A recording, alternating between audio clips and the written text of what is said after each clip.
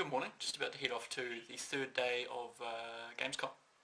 I just thought I'd do a bit of a rundown of everything that's happened in the last 2 days, because there has been quite a lot. So Gamescom itself it's crazy, there's no other word for it really. It's absolutely mental. There was 350,000 people who went to 2017's Gamescom, and looked online and it looks like there's been about 500,000 going through the doors throughout the last 3 days, and I think on Saturday as well. That includes trade exhibitors, developers and things showing off their wares, but 500,000 people in one building over 3.5 days is pretty nuts. And you can definitely feel it when you queue up at the start to get into the building. You're in a mosh pit essentially. The Germans are pretty good at queuing, so it's not too aggressive, but you are in this sort of seething mass of humanity, and you do need to be aware of that before you go into this thing. They have mobile ticket options, they have printed ticket options. I went with the mobile ticket option because it's just a QR code. Just take a snapshot of it, chuck it on your phone. Don't need your Wi-Fi, don't need data connected or anything like that. You need to save your battery on your phone. I always tried to maintain at least sort of 30% battery on my phone so I could find my way home if necessary, the building in which it takes place. The Kuala de Messi, probably butchered that pronunciation, sorry about that, all of Germany. It's the trade fair, that's the name of the sort of area in which it takes place, and that consists of about 11 halls. These halls are, when I say hall, you think of either a school hall or a giant hallway. Both are kind of right, but picture more enormous aeroplane-sized hangars, and you're on the right track. So there's about 11 of these bad boys, and we have guys like Sony, Microsoft, Activision, Square Enix, and smaller publishers like Deep Silver, all sort of sharing space and amongst all these halls.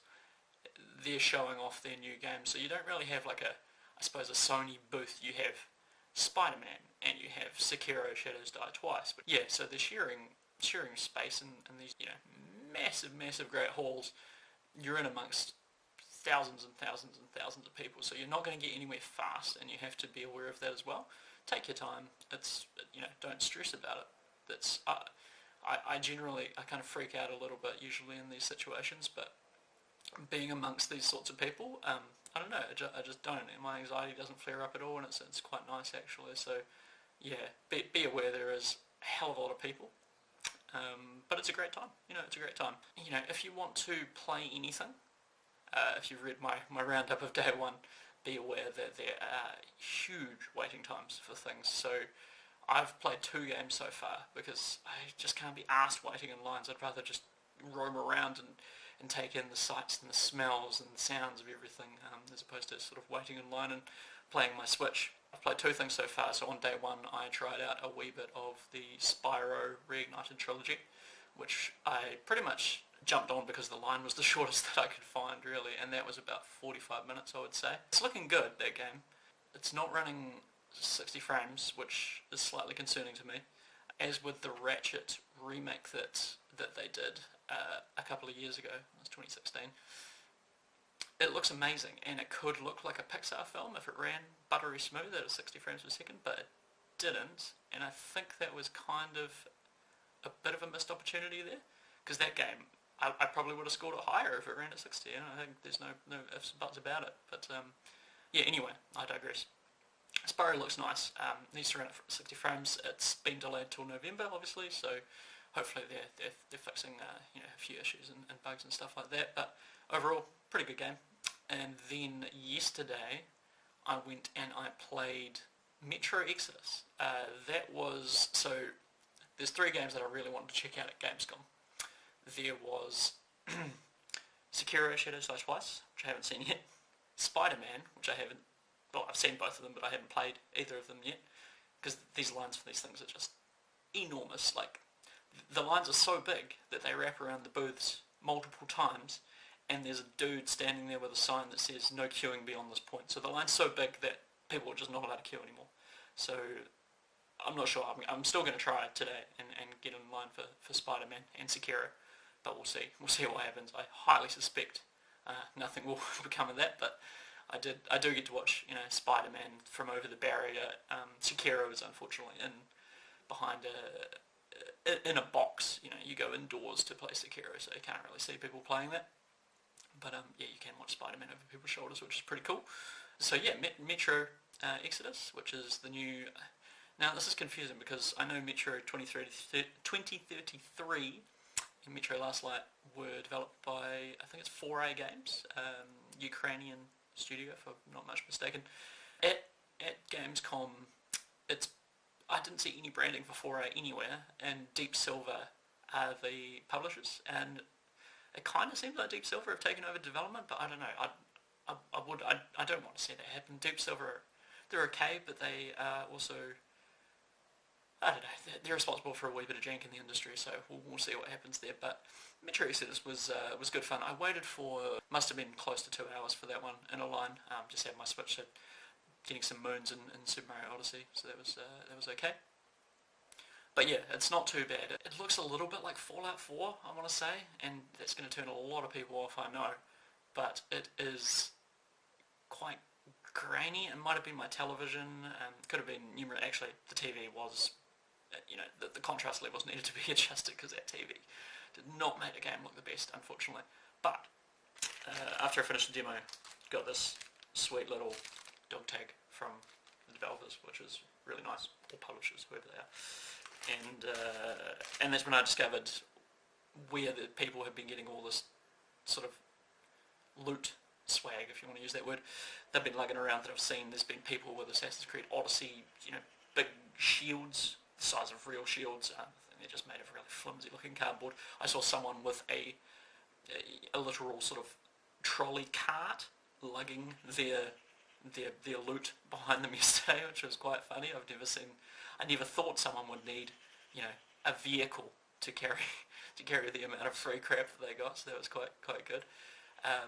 But yeah, I plan on getting in line for a few more games today. At Gamescom, you have to realise that you're a human. You have to realise that you need to eat and you need to go to the bathroom and you need to get out of the sun or not, because that's another thing. It's 28 degrees here in Cologne, but yeah, you need to be aware of that. Don't stay out in the sun too long, or you'll probably do yourself in. But yeah, I think that's probably all I had to say really about the experience. The photos and videos speak for themselves. There's cosplayers everywhere. It's pretty nuts. I don't really understand that side of the industry, but power to them. If that's what you want to do, that's all good with me.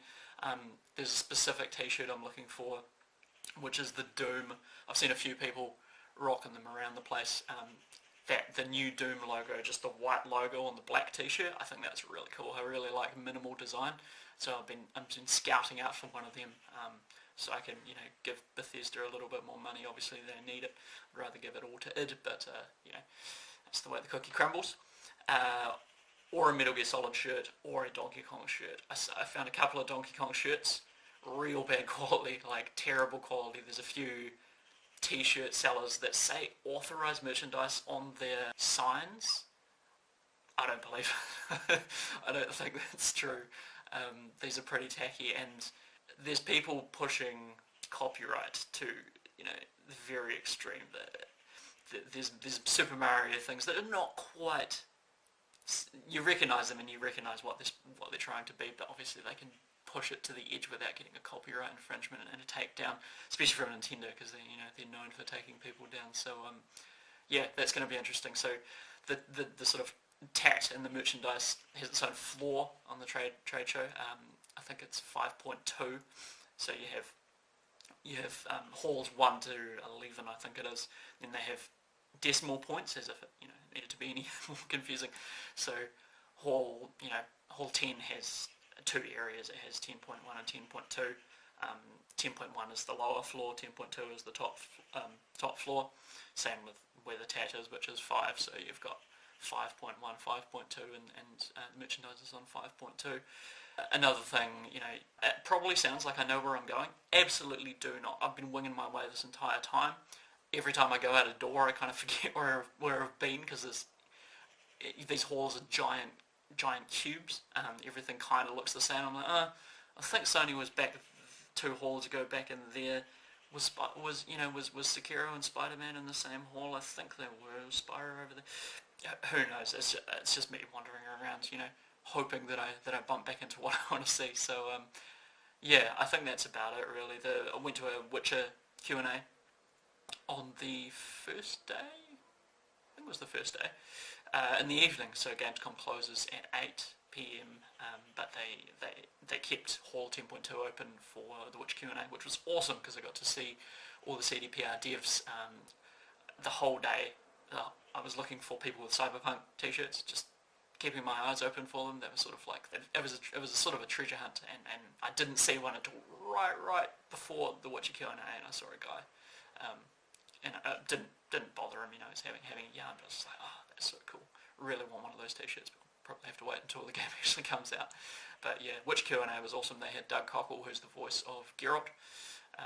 So they had him on stage with Miles and Kyle and Marcin was there as well, and community manager, level designers, artists, all sorts. So probably my favourite developers now. So really surreal to see those dudes on stage, and there was some good questions from the audience, some terrible questions from the audience at the same time, but some really interesting stuff revealed. Like Siri was supposed to visit Night City when she's tripping through the dimensions. She was at one point going to visit Night City, which is the fictional city, California city in which Cyberpunk takes place. So that was really interesting to find out. And there was also, more talk of bugs and really funny things while developing The Witcher, like a guy who they went into a cave and cheese just started raining from the ceiling. So I really love that sort of stuff. But yeah, I think that's about it. I've said that about 4 times now, but I do think that's about it. So I'm off to the final day of Gamescom, and I'm off to stand in line for probably 3+ hours, I would imagine, for each of these 2 games, Spider-Man and Sekiro Shadows Die Twice. So thank you for tuning into all the crap that I've been posting over the last couple of days. Very much appreciate it. So take care, and I will see you soon.